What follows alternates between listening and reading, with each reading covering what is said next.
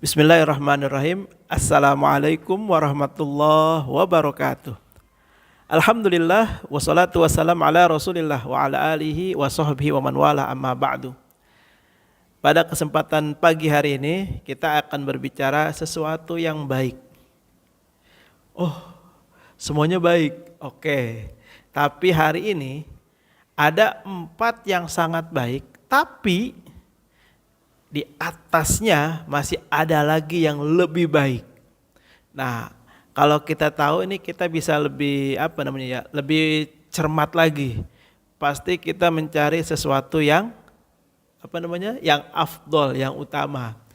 Ini udah baik, tapi ternyata di atas yang baik tadi masih ada yang lebih baik. Kalau dalam bahasa Arab namanya hasan. Hasan itu baik. Tapi kalau lebih baik maka kalimatnya ahsan. Nah, kita akan berbicara tentang hasan dan ahsan. Baik. Alhamdulillah, segala puja dan puji mari kita panjatkan kepada Allah Subhanahu wa taala yang sudah melimpahkan kita karunia, nikmat serta semua anugerahnya sehingga pada hari ini Allah masih memberikan kita kenikmatan-kenikmatan yang sangat luar biasa. Nikmat iman, nikmat Islam, nikmat sehat walafiat, nikmat panjang umur, nikmat bertemu dengan orang-orang yang kita kasihi, yang kita sayangi, nikmat bertemu dengan orang-orang yang setiap hari berinteraksi dengan kita. Tentunya kita mohon kepada Allah aktivitas kita dari mulai bangun tidur sampai nanti tidur lagi menjadi kebaikan, bernilai pahala sehingga itu akan menjadi deposito, menjadi investasi kita, investasi kebaikan, investasi pahala yang nanti kita akan nikmati saat jasad kita ini sudah terkujur kaku atau masuk ke dalam liang kubur. Mudah-mudahan semua itu menjadi kebaikan bagi kita. Selanjutnya saya selalu mengingatkan mari kita bersolawat kepada Rasulullah Sallallahu Alaihi Wasallam. Bersolawat kepada Rasulullah harus dibiasakan. Tidak berhenti pada saat sholat saja. Maka di luar sholat pun kita harus sering-sering menyebut Rasulullah Sallallahu Alaihi Wasallam. Kenapa? Bukankah orang yang cinta adalah orang yang sering menyebut-nyebut nama kekasihnya? Bagaimana dikatakan seseorang itu cinta tetapi dia tidak pernah menyebut namanya. Dia tidak pernah membayangkan betapa yang dicinta itu begitu istimewa, begitu spesial. Nah, Rasulullah di atas semua itu. Rasulullah itu pribadi yang sangat spesial, yang sangat istimewa. Bahkan satu-satunya makhluk yang Allah ciptakan nanti di hari kiamat memiliki kekuatan, yakni memberikan syafaat kepada umatnya yang cinta kepada beliau, umatnya yang gemar bersolawat kepada beliau. Mudah-mudahan kita semua digolongkan orang-orang yang gemar bersolawat, diakui sebagai umat Rasulullah, dan nanti di hari kiamat kita mendapatkan syafaatul uzma dari Nabi besar Muhammad Sallallahu Alaihi Wasallam. Allahumma salli ala Muhammad wa ala ali Muhammad. Hari ini kita akan bahas nasihat yang diucapkan oleh ahli hikmah. Nasihat ini saya ambil dari kitab Nasaihul Ibad bab 4, makalah yang kedua. Bismillah, saya bacakan. Wal maqalatu as-saniyah, adapun makalah yang kedua di bab yang keempat ini, an ba'dil hukama, dari sebagian ahli hikmah, ba'dil hukama, orang-orang yang bijaksana, rahimahullahu ta'ala, semoga Allah menyayangi mereka semua. Arba'atun minal khisal, hasanatun. Arba'atun hasanatun, ada 4 yang baik. Ada 4 yang baik. Wa huwa ma yata'allaqu bihil madhu fil ajil wa thawabu fil ajil. Maknanya Imam An-Nawawi di sini menjelaskan yakni perkara-perkara yang berhubungan dengan perkara daripada dunia maupun pahala di dalam akhirat nanti. Ini udah baik banget dah pokoknya yang 4 ini. Nah, kalimat selanjutnya walakin ya arba'atun minha ahsanun. Walakin akan tetapi ada 4 kebaikan yang lebih ahsan, yang lebih baik daripada 4 kebaikan yang tadi. Yang pertama apa? Al-haya'u. Yang pertama adalah al-haya'u. Malu itu sesuatu yang baik, ya. Malu itu sangat baik. Ya, ingat, malu di sini maknanya adalah di sini Imam An-Nawawi menjelaskan wa huwa inkibadu nafs min syai'in hadaron 'anil lahwi fihi, yakni apa namanya ya, menarik diri atau menghindari diri dari berbagai celaan dari perkara-perkara yang apa ya, berunsur dosa. Itu namanya malu. Jadi orang yang malu itu adalah orang yang bisa menghindari dirinya dari berbuat dosa. Baik dosa lahiriah maupun dosa batiniah. Al-haya, malu. Minar rijal hasanun walakinnahu minal mar'ati ahsan. Laki-laki yang memiliki rasa malu itu baik.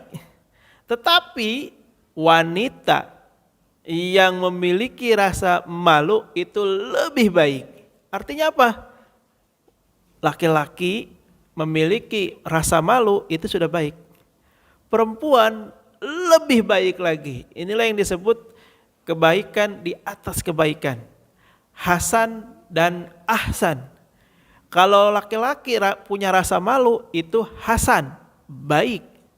Tapi kalau perempuan ahsan, lebih baik lagi.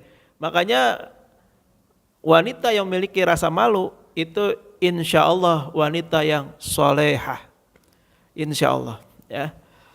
Kenapa? Karena biasanya wanita solehah itu pasti akan menjaga ucapannya, menjaga sikapnya, menjaga penampilannya, menjaga auratnya, menjaga amanahnya, semuanya. Ya, orang yang soleh atau orang yang soleha itu dia akan betul-betul hanya melakukan hal-hal yang diridhoi oleh Allah Subhanahu wa taala. Makanya rasa malu ini akan lebih utama apabila dimiliki oleh perempuan. Itu yang pertama. Yang kedua, al-adl. Al-adlu, apa itu al-adlu? Yakni keadilan, berbuat adil. Min kulli ahadin hasanun walakinnahu min umarai. Setiap orang berbuat adil itu baik, tapi adil yang paling utama adalah keadilan yang dilakukan oleh umaro. Siapa umaro? Penguasa. Ada 2 istilah nih, ada ulama, ada umaro. Jangan sampai tertukar. Kalau ulama itu alim ulama, yakni orang yang paham agama, orang yang menyebarkan nasihat-nasihat, menyebarkan kedamaian, menyebarkan agama Islam, itu ulama. Tapi kalau umaro ini adalah mereka-mereka yang diberi kekuasaan atau jabatan dalam sebuah ya lingkup kekuasaan itu. Misalnya apa kota, kabupaten, apa provinsi, atau bahkan lingkup negara. Nah, ini disebutnya dengan umaro. Berbuat adil itu bagi semua manusia baik, Tapi kalau yang lebih baik adalah umaronya berbuat adil. Siapa umaro? Orang-orang yang memiliki kekuasaan. Makanya kalau ditanya mana yang lebih dulu masuk surga? Umaro yang adil daripada orang biasa yang adil. Kenapa? Kalau umaro itu menyangkut hajat hidup orang banyak. Tapi kalau pribadi-pribadi ya dia doang sendiri, personal kan. Makanya dia efeknya sedikit. Makanya di sini dituntut seorang umaro mampu berbuat adil. Kalau ada seorang umaro tidak mampu berbuat adil, sebaiknya mundur, sebaiknya mengundurkan diri daripada nanti mendapat murka Allah Subhanahu wa taala. Ya. Terus apalagi setelah al-adl, yakni at-taubah. Apa itu at-taubah? Imam An-Nawawi menjelaskan at-taubah ay ar-ruju' ilallah, kembali kepada Allah, bihalli 'uqdati israri 'anil qalb summa qiyami bikulli haqqin lillahi ta'ala. Ya.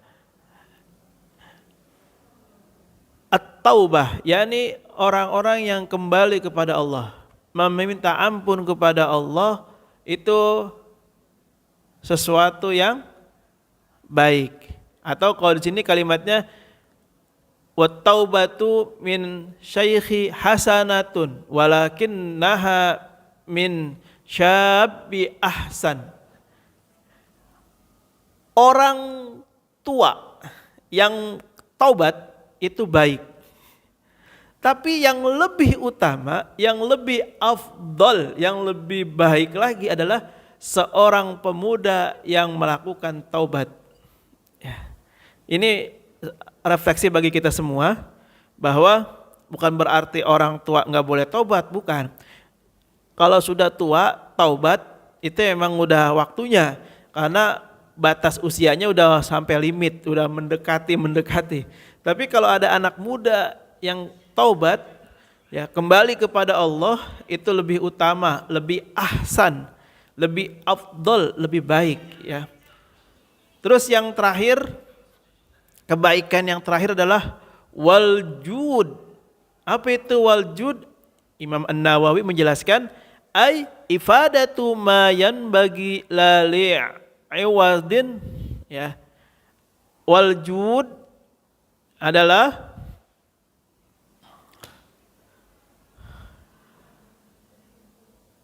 kedermawanan, ya. Siapa yang dermawan, yang baik? Waljud minal agniya hasanun.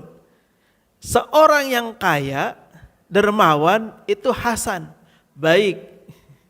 Ingat, orang yang dermawan dari kalangan orang kaya, orang yang mampu, orang yang berlebih hartanya itu baik. Walakinnahu, akan tetapi, minal fuqara'i ahsan. Tapi kalau ada orang fakir, orang miskin, dia berderma, dia berinfak, dia menjadi orang yang dermawan, ahsan, lebih utama. Ya. Ini nasihat bagi kita semua, di mana setiap kebaikan itu ada yang lebih baik. Sama halnya seperti sesuatu yang utama, ada lagi yang lebih utama. Ada langit di atas langit, ya, makanya kita nggak boleh sombong. Ya, itu ya, jadi nasihat yang disampaikan oleh orang-orang yang ahli hikmah itu sangat luar biasa. Betapa membuka pengetahuan kita bahwa ada kebaikan di atas kebaikan. Ya, ada yang utama di atas keutamaan lagi, ada lagi.